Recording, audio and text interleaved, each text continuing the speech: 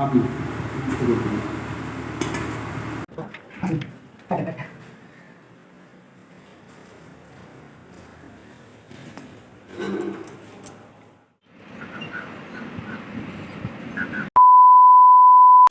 years later. Hello everyone, good morning সবাইকে। আবার অনেকদিন বাদে একটা নতুন ব্লগে তোমাদের জানাই স্বাগতম। তো আজকে হলো শনিবার, আর আজকে আমরা যাবো বাড়ি, মানে করিমপুর যাবো। নালে থাকতে আর ভালো লাগছে না, তাই এখন আর ছিলাম এখানে। এমনি একটা বিয়ে আছে ওর বন্ধু, তো সেটাতে অ্যাটেন্ড করতেই হবে। ও গিয়েছে স্কুলে, সকালবেলায় রান্নাবান্না সব কমপ্লিট হয়ে গিয়েছে, খাওয়া দাওয়া করে ও বেরিয়ে গেল স্কুলে।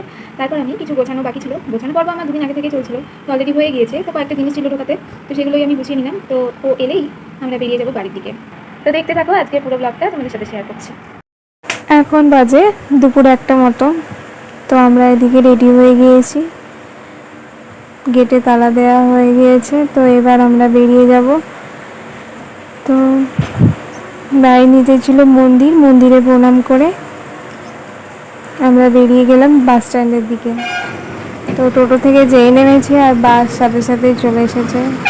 বাসে আর কোনো ভিডিও ক্লিপ নেওয়া হয়নি, গান শুনতে শুনতে পুরোটা রাস্তায় এসেছি। আর সোজা চলে এসেছি বহরমপুরে নেমেছি প্রায় 4টে নাগাদ। আর ওইদিকে টিকিট কেটে নিচ্ছিল। আর গঙ্গাধারী হয়ে এখন আমরা বাড়ির দিকে যাব।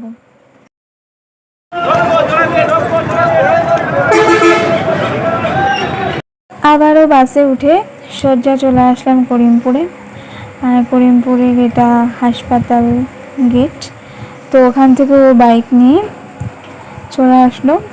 তো এখন সোজা রওনা দেব শ্বশুরবাড়ির উদ্দেশ্যে।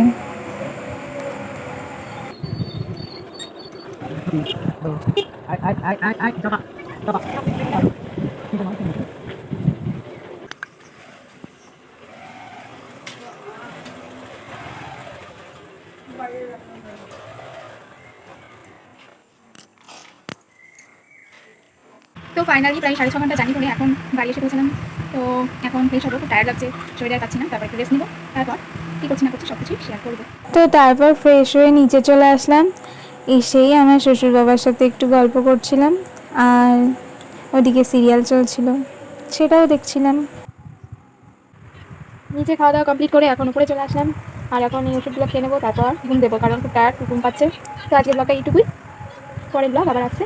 তো টাটা।